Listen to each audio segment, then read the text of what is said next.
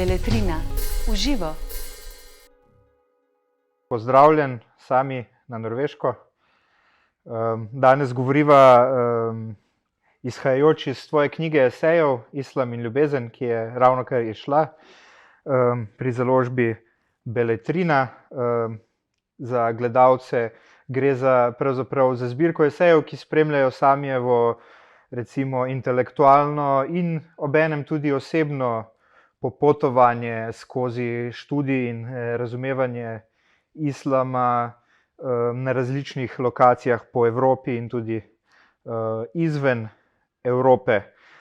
Neka rdeča nit je seveda, kot že naslov pove, ljubezen, ta ljubezen pa se lahko nanaša na različne objekte in tako naprej. Gre za zelo pravzaprav izvirno in unikatno delo v slovenskem jeziku. Če se navežem na to unikatnost, ne. Pred leti je mufti islamske skupnosti v neki TV oddaji povedal eno izjavo, ki je bila potem namerno narobe interpretirana, da bodo v prihodnosti, ne, da bo večina muslimanov v Sloveniji slovenskih državljanov. Ne. Mnogi so to interpretirali zelo namerno v smislu, da bo večina Slovencev muslimanov, kakorkoli. Zdaj, mogoče izraz tega je tudi tvoje delo na slovenskem področju, ne. Ti si odraščal v Sloveniji in pravzaprav pripadaš nekako prvi generaciji slovenskih muslimanov, ki prispeva nekako k kulturi, k javni debati, ki intelektualno prispeva. Prej so pač vedno to na tem nivoju oziroma večinoma islam reprezentirali nemuslimani. Pa me zanima, kakšen je pravzaprav občutek, ko orješ ledino na ta način? Ja, hvala, Monis, prvo za pogovor, sodelovanje. Ob tej priložnosti bi se seveda rad zahvalil tudi Alešu Štegru, Špelci Mervar in celotni ekipi Beletrina. Glede tvojega vprašanja, na nek način se to zdi povsem naravno, povsem organsko, ne. Ravno zato, ker sem bil rojen in odraščal v Sloveniji, se pravi, moj materni jezik je tudi slovenščina in se tudi potem čutim nekako ne samo jezikovno, ampak tudi kulturno povezan z določenim geografskim področjem, namreč Slovenija, ne. Res je, da sem seveda zaradi študija, želje po študiju islamske kulture, filozofije, zgodovine, arabskega jezika moral zapustiti Slovenijo. Ne, se pravi, to je bil nekako predpogoj za moje, če želiš, intelektualno akademsko delovanje v svetu, je bil odhod iz Slovenije, ne. Ampak vseeno, navkljub mojemu doprinosu, navkljub moji tako rekoč akademski karieri, ki po večini poteka v tujini, izven Slovenije, čutim, da je povsem nekako naravno in organsko, da prisostvujem v intelektualni, kulturni sceni v Sloveniji, ne ravno zaradi svojega maternega jezika, in pa tudi čutim, da je to neka odgovornost, posledično tudi. Moja osebna akademska odgovornost, ne. V knjigi obravnavaš neke pojme, različne pojme, ne, za katere splošna populacija, pa tudi intelektualci, recimo mainstream intelektualci, predpostavljajo, da so izključno zahodni, ne, recimo sekularizem ali romantična ljubezen, a pa tudi vprašanje odnosa med zakonom in romantično ljubeznijo, kot da obstaja neka evrocentrična perspektiva predpostavlja, da morajo drugi šele razumeti, ne, zakaj tukaj gre. Medtem ko ti skozi svoje eseje nekako dokazuješ, da recimo pojav sekularizma obstaja v islamu že od samih začetkov, da romantična ljubezen verjetno prihaja v Evropo od arabskih mistikov in podobno. Pa me zanima, ker tudi včasih sam v takšne debate zapadem, se mi zdi, da pravzaprav sogovorniki velikokrat pričakujejo, da si korak zadaj v razumevanju, medtem ko si v resnici korak spredaj, ne. Se mi zdi, da potem to nekako upočasnjuje celo debato. Se ti zdi podobno in kako se soočaš s tem? Ja, to je zanimiva opazka in zanimivo vprašanje. Če se malenkost distanciram od prvega vprašanja. Namreč zdi se mi, da delno se to tudi povezuje s samim naslovom knjige, ne? Islam in ljubezen. Zdaj, vprašanje je seveda, kaj točno mislimo, ko rečemo ljubezen in zakaj se sploh ljubezen nahaja v samem naslovu knjige. Ne? Kakor verjetno veš, ponavadi v zadnjih letih oziroma desetletjih slišimo velikokrat fraze in sintagme ala islam in nasilje, islam in vojna, islam in muslimanski skrajneži, islam in samomorilski napadalci in tako dalje. Ne? Torej izredno nekako enovito, pristransko, na nek način tudi nepoglobljeno, ne intelektualno na vse zadnje, in pa ne mara celo hujskaško, bi rekel, označevanje in pa razumevanje islamske kulture, prakse, religije, muslimanskega sveta in tako dalje. Vseeno moja knjiga ni neka korektura neumnosti sodobnega človeka in njegovih označevalcev islama in muslimanskega, ne? Ampak iskren zapis osebnega doživetja, kakor tudi, bi rekel, raziskovanja muslimanskega sveta in na vse zadnje tudi poskus neke intelektualne analize islamske filozofije in pa kulturne tradicije. Zdaj, kaj ima pravzaprav s tem opraviti ljubezen? Mislim, da je ljubezen kot nek obče svetovni nazor, kakor tudi nek osebni izraz tistega vsega doživetega pravzaprav. Ne? Se mi zdi najbolj primerno orodje, najbolj primerna oblika spoznavanja drugega in drugačnega. Ne? In v tem kontekstu seveda pomislimo tudi na islam oziroma na muslimanski svet. Ker na vse zadnje, ne glede koliko smo stari, še zmeraj mislim, da se učimo kako biti človek. Ne? To je neko vprašanje, ki ne zadeva samo določene intelektualce ali pa humaniste, ampak mislim, da vse nas, kako biti človek v današnjem svetu. Ne? In sodeč po nekako etičnem standardu Korana, hadisov proroka Mohameda, kakor tudi na vse zadnje filozofske islamske tradicije, ki pričajo o samospoznavanju in tudi o spoznavanju družbenega in božanskega, ne? Osebnega in filozofskega, tako rekoč, se mi zdi, da na vse zadnje neka analiza muslimansko-arabskega sveta prek koncepta ljubezni najbolj primerna. Zato sem se tudi odločil za to vrstno topiko in temo. Ne? Zdaj, če lahko samo še dodam, glede samega koncepta ljubezni, seveda v arabščini obstaja veliko pojmov, ki nekako sugerirajo ljubezen, zaljubljenost in tako dalje. Naj bi obstajalo več kot 50 terminov oziroma konceptov. Ne?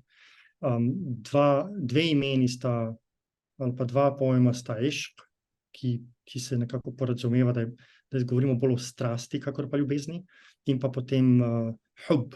In od hub, kar pomeni ljubezen, nekako izhaja tudi habibi oziroma habibti, muhib, tisti, ki ljubi in tako dalje. Ne? Zdaj, islamsko izročilo nekako predpostavlja, da je božja ljubezen ustvarila sam atribut ljubezni tudi pri človeku. Ne? Kar potem pomeni, da je resnična ljubezen pravzaprav vselej že ljubezen v okviru božanskosti. Ne? Če izhajamo iz tega nekako bolj kozmološkega stališča. Seveda so vseeno določeni seji, katere sem napisal, se spoprijemajo z ljubeznijo na povsem nekako materialni ravni. Torej ljubezen do denarja, ljubezen do svobode, ljubezen je revolucija, ljubezen in jezik in tako dalje. Torej ne govorim samo o neki idealni božanski ljubezni, morda nekaj sejev se s tem ukvarja, ljubezen na zahodu, ljubezen v literaturi, ljubezen do Korana in tako dalje, oziroma ljubezen znotraj Korana, ampak tudi na povsem neki materialni družbeni ravni. In ravno to se mi zdi nekako predpostavlja neko povezavo med božanskostjo in družbenostjo, po drugi strani pa tudi nek epistemološki res med obema svetovoma ali konceptoma. Omenil si revolucijo, ti si bil v Kairu v času, ko so se tako imenovane arabske pomladi, če se ne motim, in o tem pišeš, ja? Aha, no, to nisem bil čisto glede časovnice prepričan. Ja. Um, ena od stvari, o kateri pišeš, je tudi odnos med temi odporniškimi gibanji in kapitalizmom. Nekako sem tudi razbral neko misel, ki se tudi meni zdi zelo relevantna, oziroma sem jo že prej premišljal, da ta odporniška gibanja v islamskem svetu pravzaprav redko gredo čez neke okvirje razmišljanja, ki jih postavlja kapitalizem kot nek specifično modern pojav. Pa me zanima, a misliš, da bi recimo neki obliki z islamom zaznamovanega odpora proti svetovnemu redu ali proti zatiranju prav prišlo tudi malo Marksa? Ja, mislim, da moramo biti zelo previdni, ko govorimo oziroma ko se govori o nekih revolucionarnih odporih znotraj islamskega konteksta, zato ker se hitro lahko zapade v islamizem. In morda do neke mere, seveda, obstajajo velike debate, v kakšnih kontekstih se, na primer, muslimanska bratovščina v Egiptu nahaja znotraj islamizma, in preko katerih nekako nastavk ideoloških. Ampak mislim, da je to bil morda en zagotovo spodletel poskus, ampak vseeno nek poskus preobrazbe nekega revolucionarnega stanja skozi prizmo islamizma. Na vse zadnje seveda muslimanska bratovščina ni uspela. Obstaja veliko razlogov, zakaj ni uspela, političnih, ideoloških, materialnih, ekonomskih in tako dalje. In ponavadi se zato tudi percipira, da ukolikor obstaja neka ideja za upor proti kapitalizmu in neoliberalizmu, da bo vedno našla nek izraz znotraj islamizma, kar se mi zdi, da je napačno, ampak da se žal to na nekako praktični ravni velikokrat zgodi v arabskem svetu. Tako da jaz bi se distanciral od tovrstne ideološke predpostavke islamizma in bi rekel, da vseeno lahko najdemo znotraj islamske intelektualne zgodovine in pa filozofije in pa družbene misli, zgodovinske misli in tako dalje, tudi znanstvene misli, veliko primernih idej, s katere na vse zadnje tudi islamisti črpajo, ampak gre se za določeno interpretacijo, ki verjetno izredno enovita in izredno ozkogledna. Ampak vseeno mislim, da islamska kultura in zgodovina ponuja vpogled v vrsto alternativnih družbenih oblik, ki govorijo o nekem alternativnem svetu prek kapitalizma. In ena izmed teh oblik je na vse zadnje tudi islamska ekonomska misel, do katere sem sicer izredno kritičen. Moderna, v smislu sodobna, moderna islamska ekonomska misel se mi zdi, da je nek poskus združitve islamske etike in konvencionalne klasične ekonomske misli. In zato mislim, da tudi ne bo uspela oziroma ne uspeva.